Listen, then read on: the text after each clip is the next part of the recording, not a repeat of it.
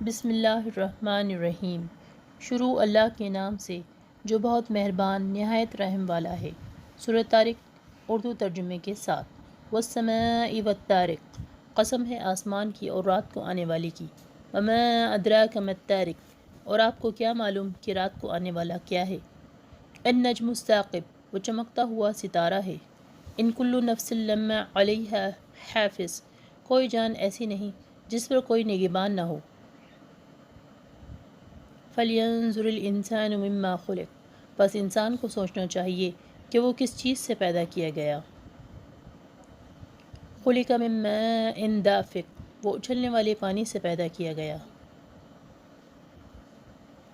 يَخْرُجُ مِن بَيْنِ الصُّلْبِ وَالتَّرَائِبِ، جو پیٹھ اور سینے کی ہڈیوں کے درمیان سے نکلتا ہے۔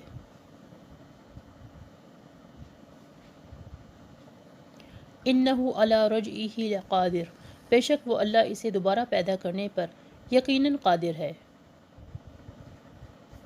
یوم تبلی السرائر، جس دن راز ظاہر کر دیے جائیں گے۔ فما له من قوت ولا ناصر، تو انسان کے پاس نہ کوئی قوت ہوگی اور نہ کوئی اس کا مددگار ہوگا۔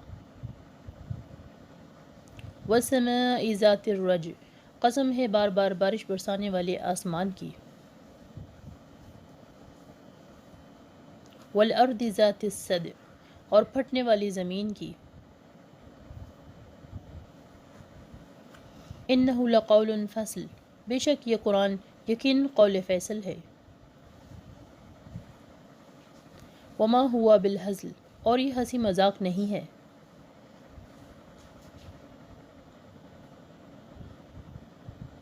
انہم یکیدون کیدا، بے شک وہ کافر کچھ چالیں چلتے ہیں۔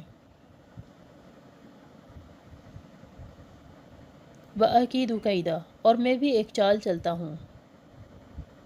فَمَهِّلِ الْكَافِرِينَ أَمْهِلْهُمْ رُوَيْدًا، تو اے نبی آپ ان کافروں کو ذرا ان کے حال پر چھوڑ دیں۔ اختتام۔